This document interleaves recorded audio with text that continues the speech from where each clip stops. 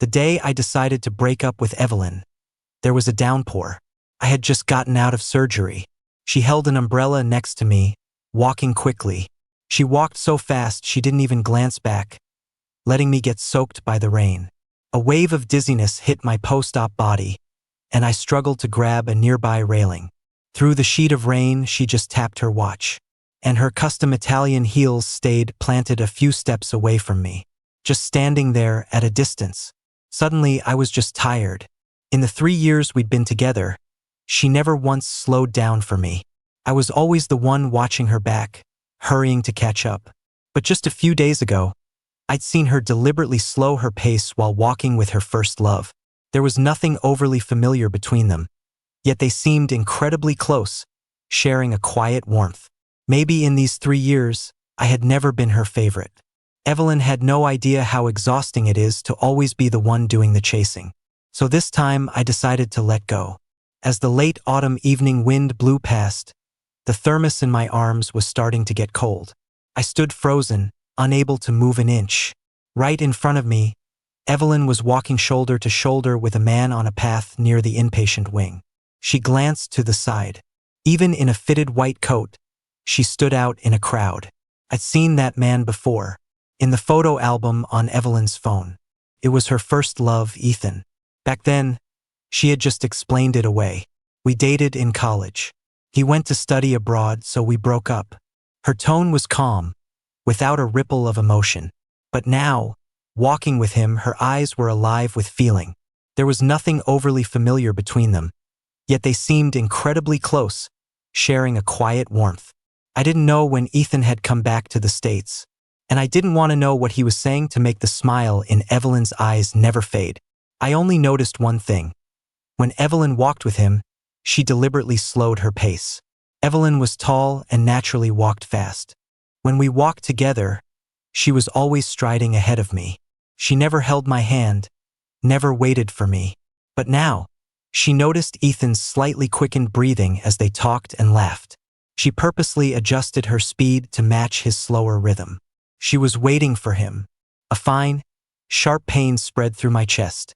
Over the past 3 years, I'd protested more than once, asking her to wait for me when we walked. She was always so cold, indifferent to my feelings, unconcerned with my thoughts. But she would always just pinch the bridge of her nose, her face a mask of exasperation and impatience. Leo, can you please stop being so unreasonable? Does walking fast mean I don't love you? If that's what you want to believe, then there's nothing I can do.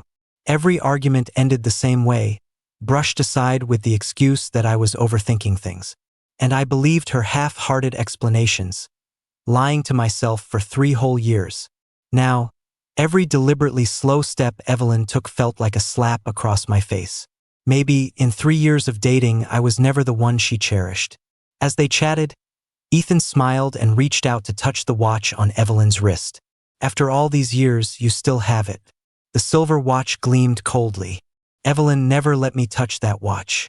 The only time she'd take it off was when we were in bed, kissing and lost in the moment. She'd carefully place it on the nightstand. Otherwise, it never left her wrist. But now, she was letting Ethan trace the engraving on the inside of the band. I took a deep breath and looked up, trying my best to fight back the sting in my eyes. Evelyn finally caught sight of me out of the corner of her eye. Her expression froze for a second. She frowned, looking at the thermos in my arms. Leo, what are you doing here? It was just the 2 of us in her office. She had already sent Ethan away, an unconscious protective reflex. The window was open, and a cross breeze blew through.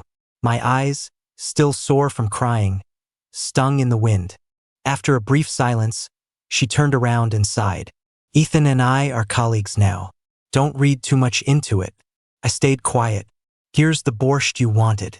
If there's nothing else, I'm leaving. For a split second, Evelyn's face went blank. That I wanted? Didn't you specifically ask for it last night? The night before, on a whim, she had asked if I knew how to make borscht. I had no idea why, but I still found a video and carefully learned how to make it. Realization dawned on Evelyn's face, and she frowned. Ethan wanted some. He asked me if I knew anywhere that had good borscht. I was just asking. She turned away and casually picked up a work report from her desk, flipping through it as if I wasn't even there. She spoke nonchalantly. From now on, don't come to the hospital so much unless it's important. A crushing tightness squeezed my heart, making it hard to breathe. Suddenly, I couldn't pretend anymore. Stay away from the hospital? Is that so I don't interrupt you and Ethan getting back together? Like today? Leo.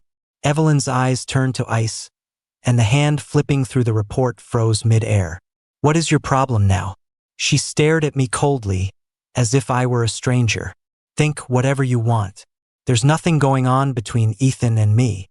She was always so composed, rarely showing anger, but now she was losing her cool over Ethan. As we stood there in a standoff, Ethan pushed the door open, holding a stack of files. Evelyn, about tomorrow's surgery. He saw the tears welling in my eyes and feigned an apologetic confusion. Am I interrupting something? Seeing Ethan, Evelyn's expression visibly softened. Not at all. He's just leaving. I let out a bitter laugh and turned to go. Behind me, I heard their voices. Was that your fiancé bringing you lunch? Evelyn didn't say anything, but her silence was permission enough for Ethan to open the thermos. Borscht? Ethan raised an eyebrow, a flash of smug pleasure in his eyes. I haven't eaten either.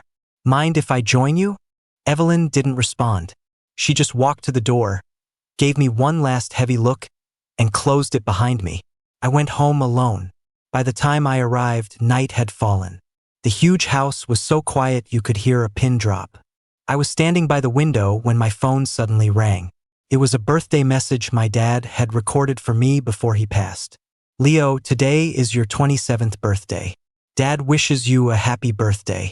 By my count, you and Evelyn have been together for 3 years now. Are you two married? Are you happy? Even though I'm not there, remember to always love yourself. My dad's warm voice echoed in the empty house. I hung up, a sharp sting in my nose. I met Evelyn through a setup. At the time, my dad was in the final stages of cancer, and his biggest regret was not seeing me settle down. I wasn't really in the mood for a relationship, I just wanted to make him happy, to go through the motions. When I met Evelyn, her cool, self-possessed demeanor convinced me this was just an act for both of us, something we were being forced into. But to my surprise, after our first meeting, Evelyn began to pursue me intensely.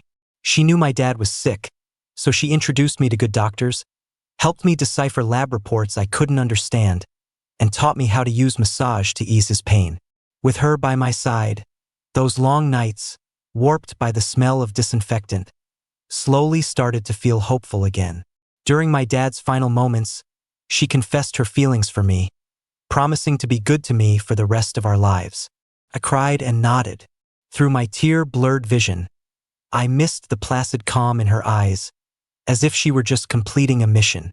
Not long after we started dating, she suddenly began staying out all night, becoming incredibly distant.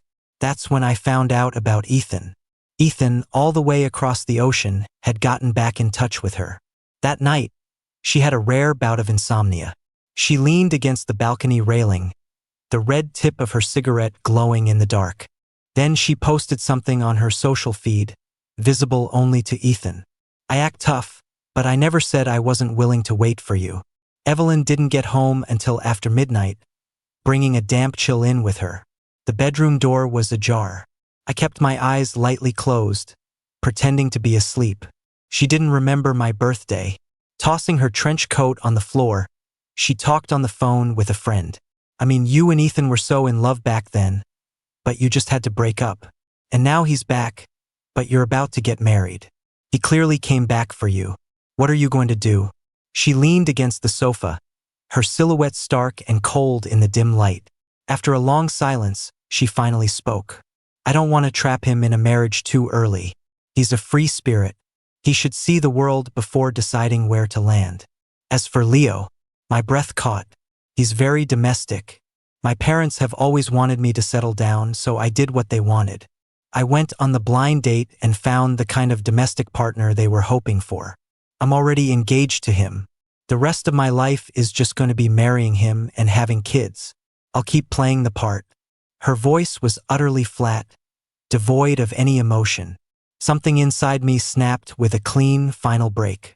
Before, I would analyze every little thing, searching for proof that she loved me. Even though she always forgot my birthday, never waited for me when we walked, and rarely cared about my thoughts or feelings, I would always think back to her steady shoulder when I was at my lowest, the lingering warmth of her fingers brushing away my tears, her clumsy kiss the night we got engaged. I would always find reasons, make excuses for her. But now that the tidal wave of my affection had receded, I had to admit it. For her, so-called love was nothing more than a reluctant performance. She had never truly loved me. In this relationship, she was always in control, moving with calculated ease. And I was the one always running away from the truth, covering my ears and pretending to be happy. I ran a fever that night and didn't sleep well. When I woke up in the morning, the space next to me was already empty. Evelyn was in the entryway, adjusting the collar of her trench coat, her expression indifferent. The engagement ring she had taken off was tossed in a corner, glinting coldly. It hit me then that she hadn't worn it for days. She used to wear it to placate me. But from the day Ethan came back, the ring on her finger vanished, leaving only a fading mark. The difference between love and no love was so obvious. Evelyn looked back and saw me standing stunned on the stairs. On a strange impulse, she walked over and gently stroked my hair. For a moment, I felt a flicker of emotion, but it vanished the instant a notification popped up on her phone. It was a message from Ethan. "I'm off to work." I didn't snap out of it until I heard the roar of a car engine in the driveway. Suddenly, I felt so tired. For 3 years, this show of affection right before she left for the day was a daily routine. But I never actually felt any sweetness from it. It felt more like placating a business partner. In these 3 years, Evelyn hadn't been terrible to me. After we got engaged, she gave me her credit card to use as I pleased. She took care of all the major chores around the house so I wouldn't have to worry. If I casually mentioned wanting something, she would almost always agree. Everything seemed fine, except for one thing that was just wrong. It was all too polite, too formal. So formal that there wasn't an ounce of real feeling for me. It was all just going through the motions. She and Ethan had a past I could never be a part of, a chasm I could never cross. If there was no love, why keep holding on? Maybe letting go was easier than holding on. The autumn rain was relentless, carrying a bleak chill. My lower abdomen had been aching since I got to work this morning. Now, standing by the printer, I could barely straighten up. On the verge of passing out, I had to call Evelyn. But call after call went unanswered. It wasn't until a coworker called 911 for me and was helping me onto the ambulance that my phone finally dinged. It was a text from Evelyn. In a meeting. The message was short, concise as always, with no extra words of care or concern. Seemed she really was busy. At the hospital, the overhead lights streaked past my eyes.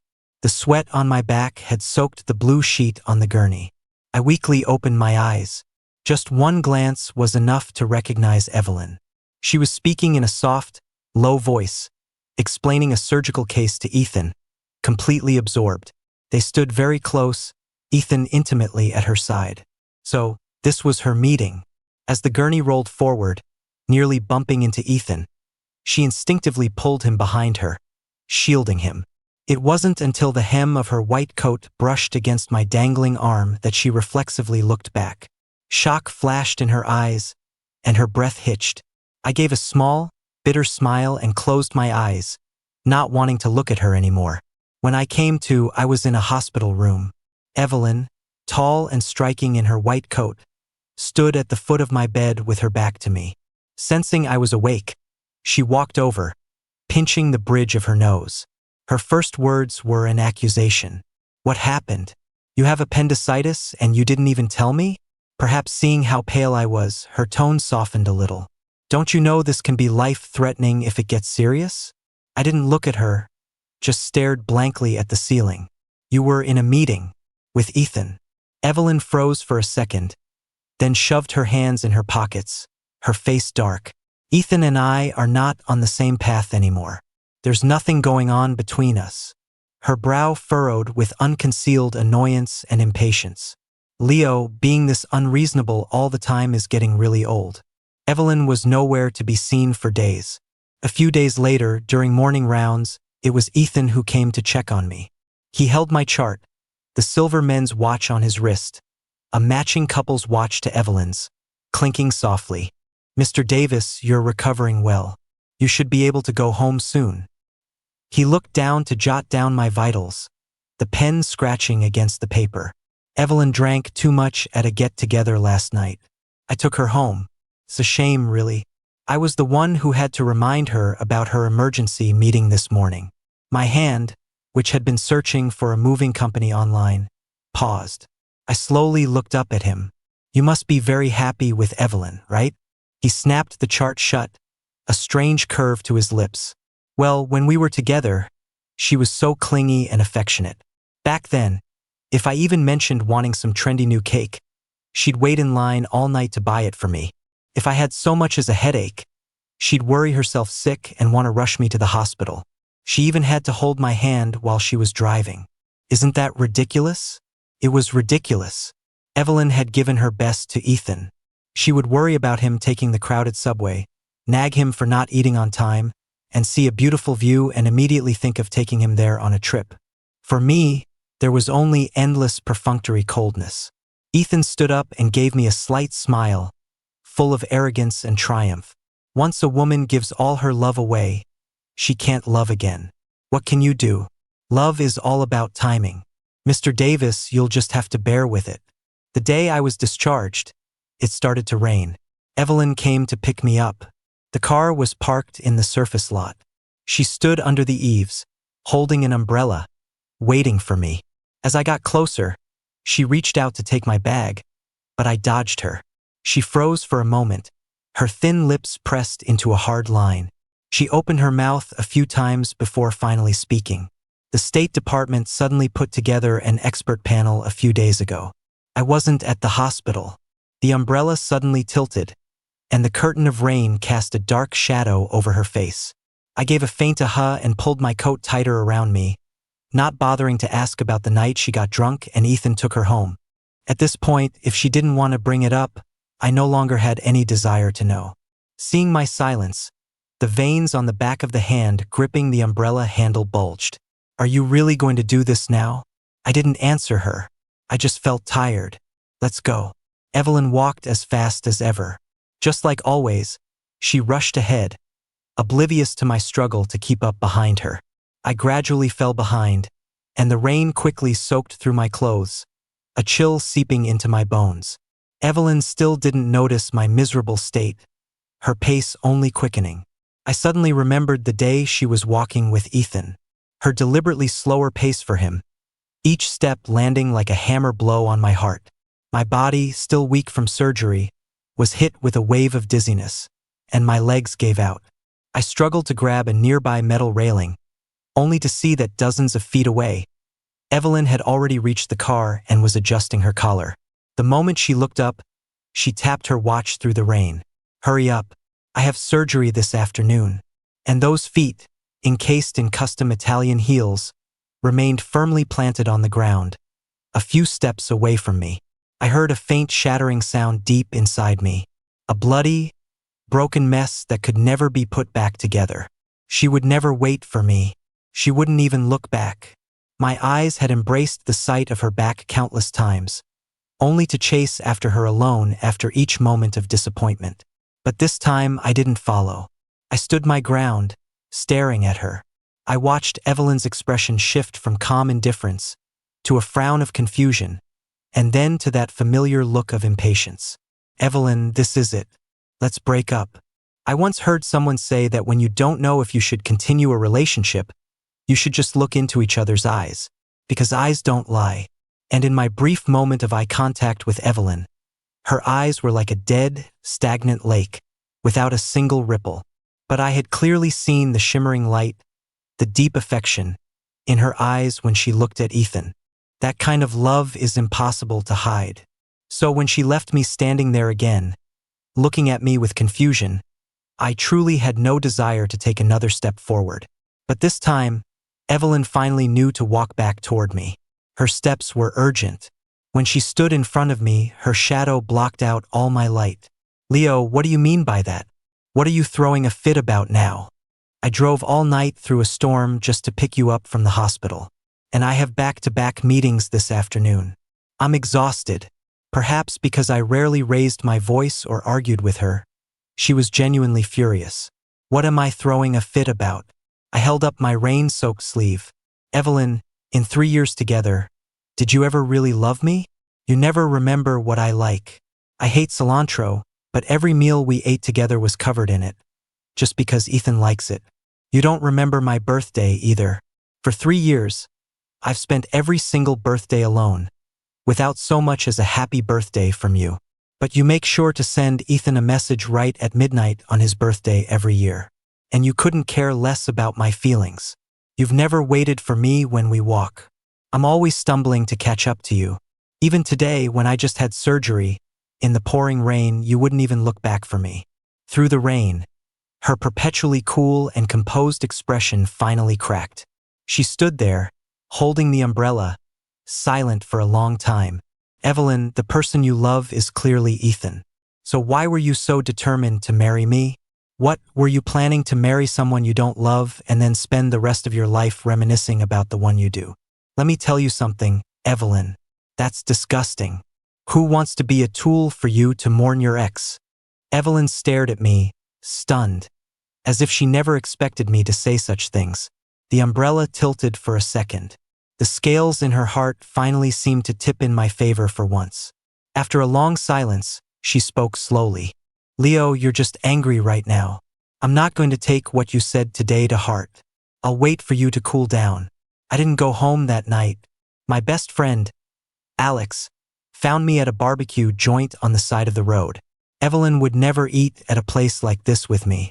She said she was a germaphobe and thought these places were dirty. So for the 3 years we were together, I barely touched this kind of food. Not until Ethan bragged to my face about how Evelyn used to peel crawfish for him and ate with him at all the food stalls in their college town. That's when I realized it had nothing to do with being a germaphobe. Her preferences and exceptions were just never for me. Alex sat across from me, looking shocked and confused. You and Evelyn broke up? Are you sure about this? I couldn't blame him for his reaction. After all, when Evelyn first came into my life and helped me take care of my dad, I was so grateful and completely in love with her.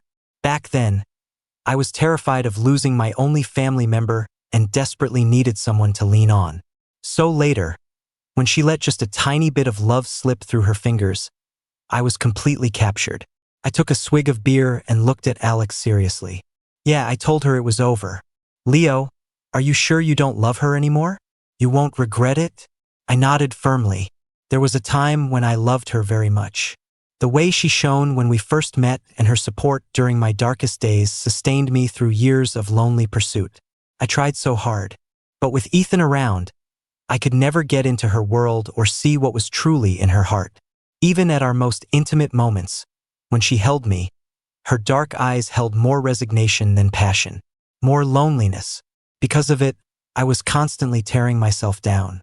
I started secretly comparing myself to Ethan, competing with them in the shadows. In the end, all I got was a body full of scars. So I gave up. Evelyn is just too cold. She doesn't know how to love anyone.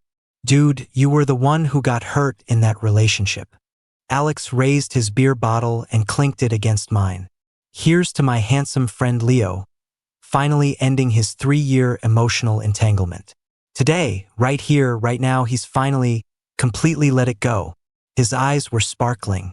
I smiled and clinked my glass with his. The bubbles burst fizzing in my mouth. And suddenly, I felt a sense of release. Life is short. Why waste it obsessing over something that was never mine? Here's to the past I'm not looking back to, and to a free tomorrow. On the way back, it started raining unexpectedly. My phone dinged. It was a text from Evelyn. It's 10 p.m. When are you coming home? Evelyn still thought I was just throwing a tantrum, as if my declaration of breaking up today meant nothing. After all, in her mind, she hadn't done anything wrong. She was just a little careless, a little lacking in day-to-day affection. She just had some work-related contact with her ex. It was just me being angry for a moment. I cooled down and everything would be fine. She never took my pain seriously, she just thought I was being unreasonable. I ignored her and swiped the message away. A few minutes later, she called. I didn't answer. She called again every few minutes. I almost had to laugh. Evelyn was always so calm and composed. Nothing I did ever seemed to faze her. But right now, she had stubbornly called me almost 10 times. When the last call came through, I picked up. Her first words were, "Where are you?" Her tone was urgent, as if she was genuinely worried. When I didn't respond, she seemed to catch herself and reverted to her usual accusatory tone. "Leo, are you drunk again? If you get wasted again this time, I'm not coming to pick you up." When I first found out about Ethan, I had a huge fight with her, broke up with her in a fit of anger, and then went to a bar to get drunk. But I was younger then, more hot-headed, and ultimately unwilling to let go. In the end, I pathetically called Evelyn and asked her to come get me.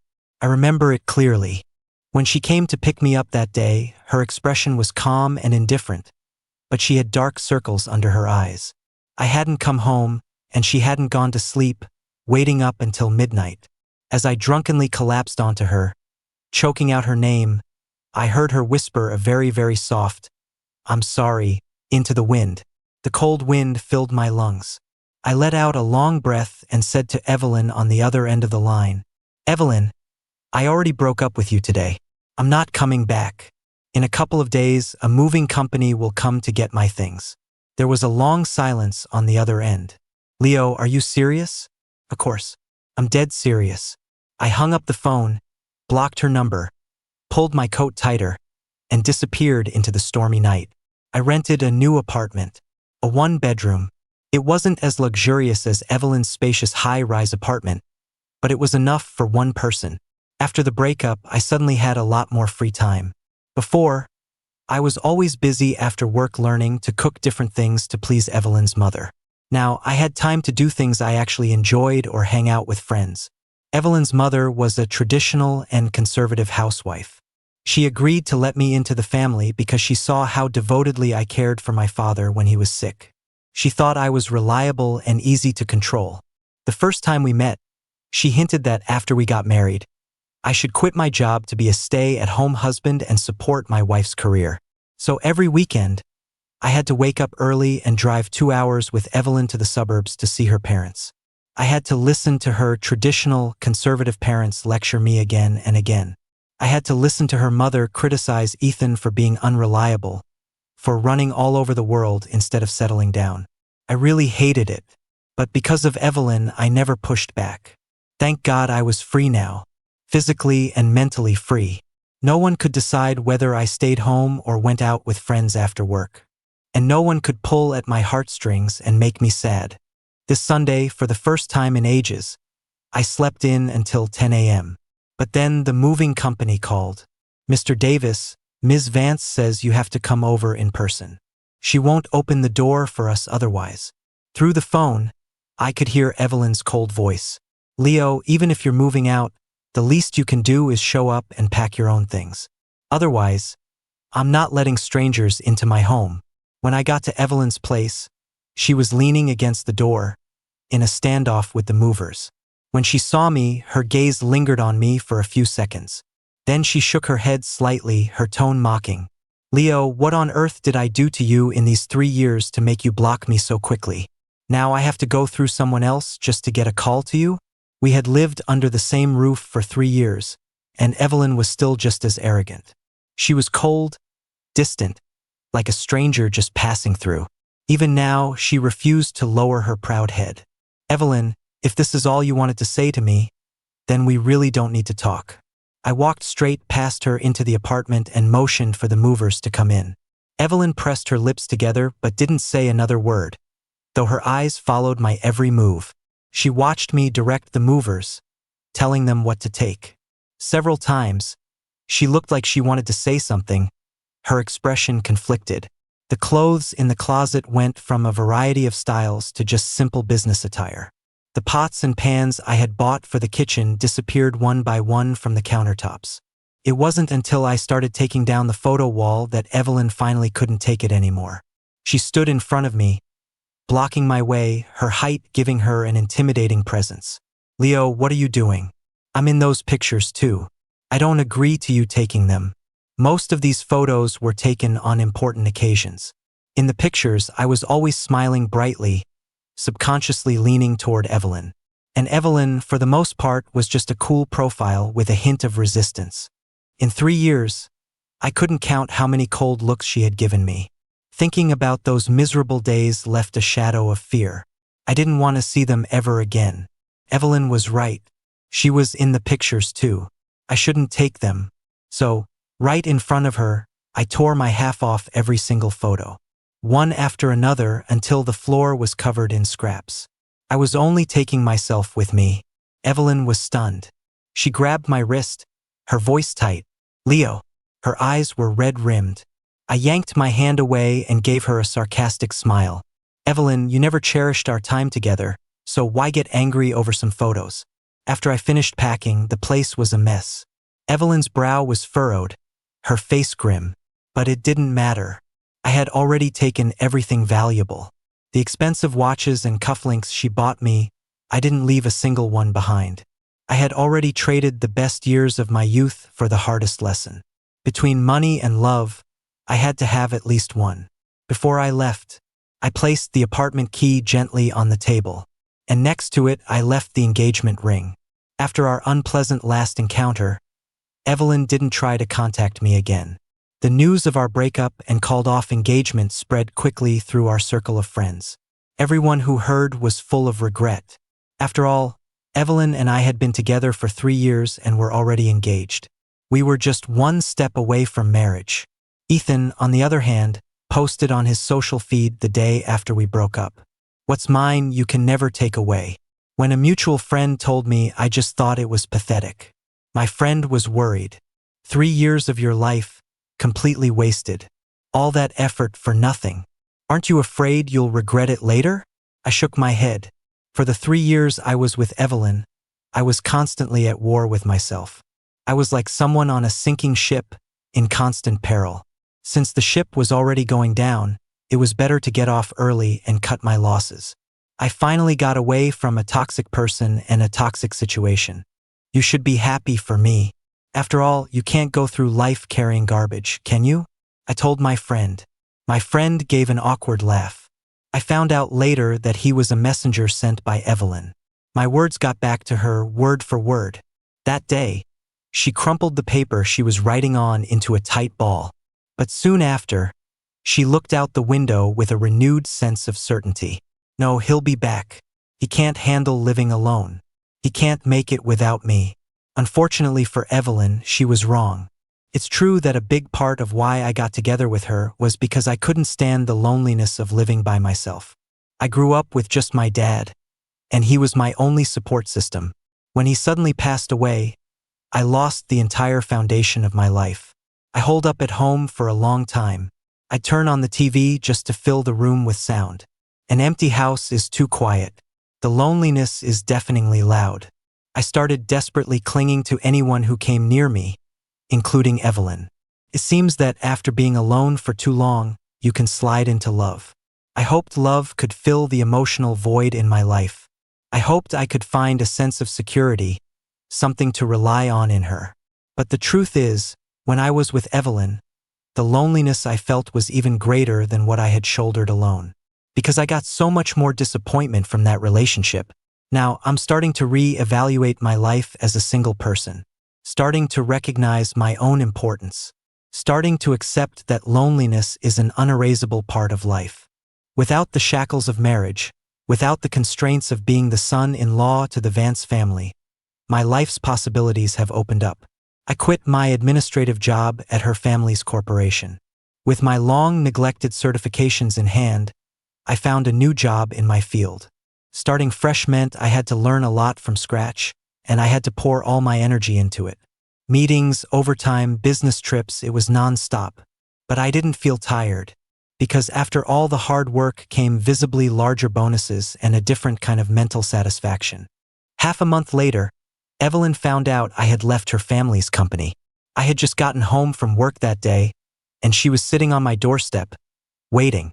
I had worked until 10 p.m., so she must have been waiting for a long time. It was turning into early winter, and she was only wearing a camel-colored cashmere coat. Under the lights, she looked fragile and thin.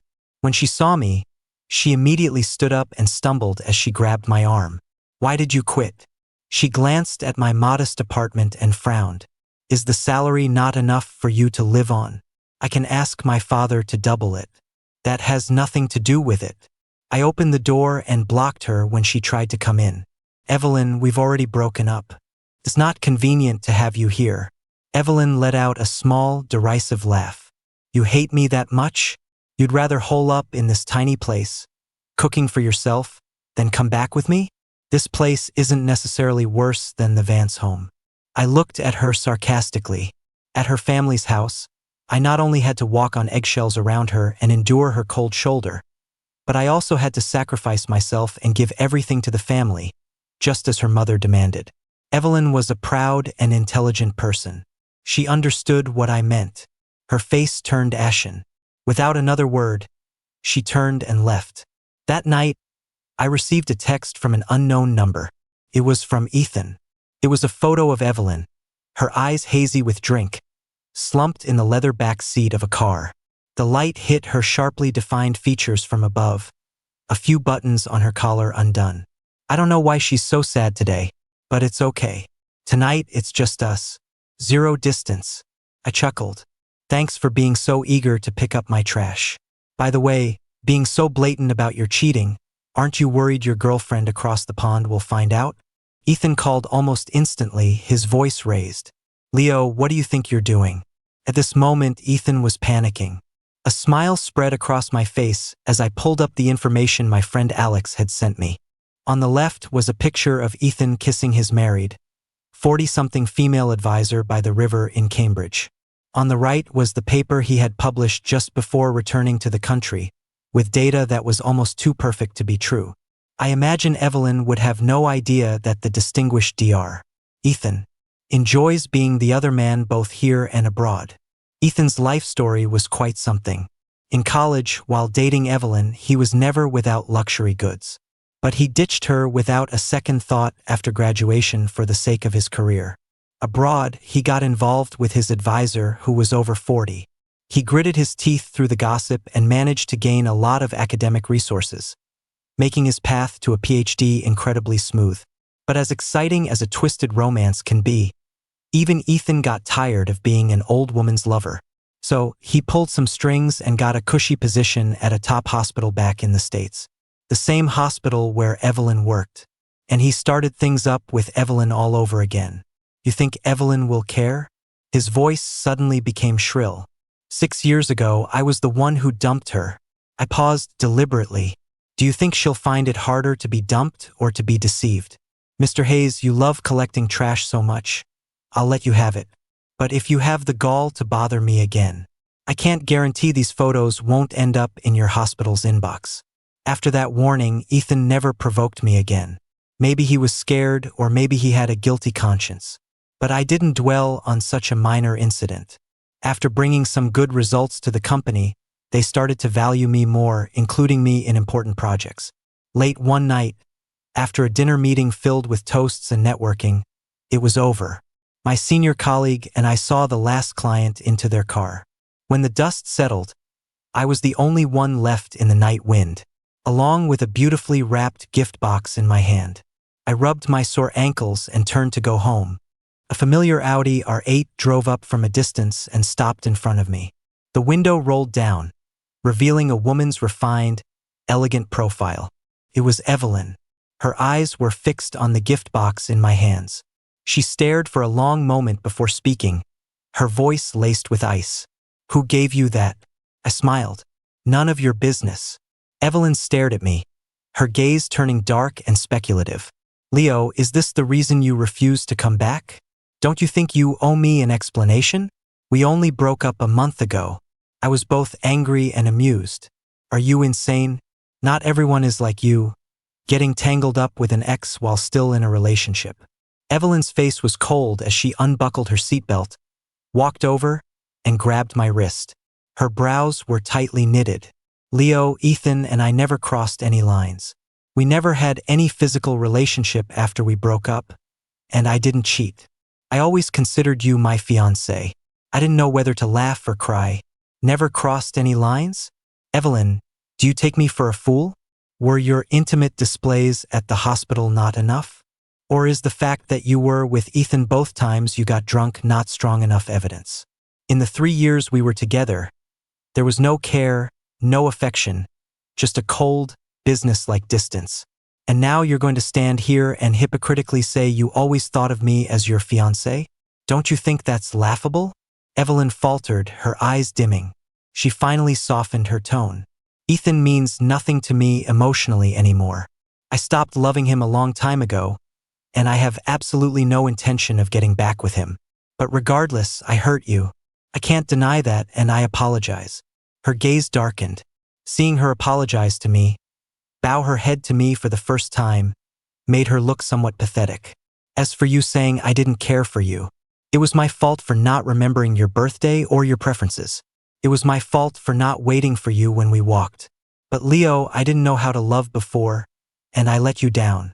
I know now, and I know how to love you. Leo, please come back. That home isn't a home without you. We lived together for 3 years, how can you just leave?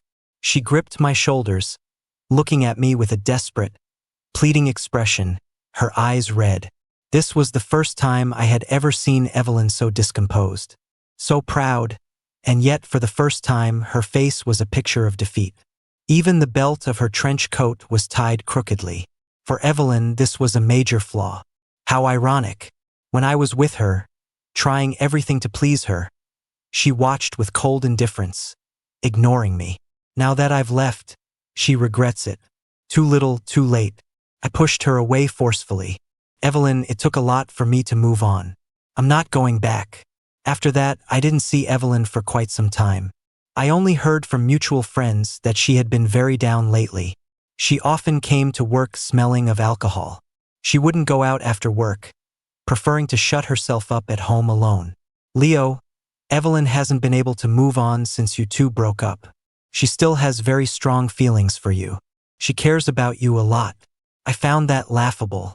People who have a clear conscience in a relationship move on quickly after a breakup. It's only those who wrong someone else who are consumed by regret and can't move on. That's not deep love. That's just being a terrible person. As for this caring they talked about, it probably only existed in Evelyn's empty words.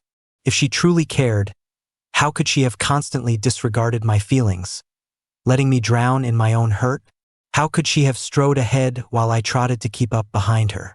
How could she have been completely oblivious to whether I was tired, if my shoes were comfortable, or if I could even keep up? But Evelyn didn't have much time to wallow. The news about Ethan being the other man blew up. That day, the story of Ethan being his female advisor's lover abroad while simultaneously having an affair with Evelyn and interfering in someone else's relationship went viral. Within 2 hours, it was the talk of the internet. One day he's this woman's lover. The next he's in someone else's bed. Does this guy just love being the other man? They're both trash. If you're going to be a home wrecker, you obviously have no shame. He's probably used to the insults by now. That female doctor is pathetic too. What a mess. Suddenly, Ethan and Evelyn were at the center of a media storm. After the drama subsided, the cheating advisor had her teaching license revoked and was fired. Ethan was investigated by the university, had his degree rescinded, his internship terminated, and was kicked out of the hospital. And Evelyn, her reputation ruined by the public scandal, was forced to resign. After the storm passed, my friend Alex came to see me. Was that online stuff you're doing? Awesome. I shook my head. Dude, you're still too soft. He was indignant. Those two were so disgusting, especially that Ethan guy, seducing a married woman and then provoking you to your face. You shouldn't have let them off so easy. I smiled faintly. I may not have orchestrated the online mob, but I did mail the photos of Ethan and his advisor to her husband. He had a right to know the truth. Kindness is my nature, but I won't be walked over. I knew from the beginning that I couldn't stir up much trouble on my own. After all, I had been a low-level admin at the Vance Family Corporation for 3 years with no connections. Any news I released would probably have been suppressed by them immediately. But the advisor's husband was different. He came from a powerful family, was a respected figure in academia himself, and had extensive connections. When faced with his wife's infidelity, he would not be merciful. 6 months later, thanks to my excellent performance, I was promoted to manager and was about to transfer to another city. The day I left, the sky was clear and bright. Evelyn, whom I hadn't seen in a long time, suddenly appeared at my door. After 6 months, she looked much more worn out. "What are you doing here?" Her gaze fell on the suitcase in my hand, a bitter smile reaching her eyes. "I heard you were leaving. I came to see you off." She reached out to take the suitcase from my hand. I politely took half a step back. "I can manage on my own." A look of disappointment was clear on Evelyn's face. She came to stand next to me again, walking shoulder to shoulder, just like a long, long time ago. Except this time, she finally remembered to slow down, as if she were deliberately waiting for me. But this time I sped up, walking ahead of her, leaving her standing there in a daze. I looked back, gave her a wave and said, "This is far enough. The person I am today is no longer obsessed with being loved, no longer relies on others to dispel loneliness, and no longer fears loss. I don't care if she waits for me anymore. I don't need a woman to slow her pace for me, because I will work hard on my own, walk ahead of her, and go see my own mountains."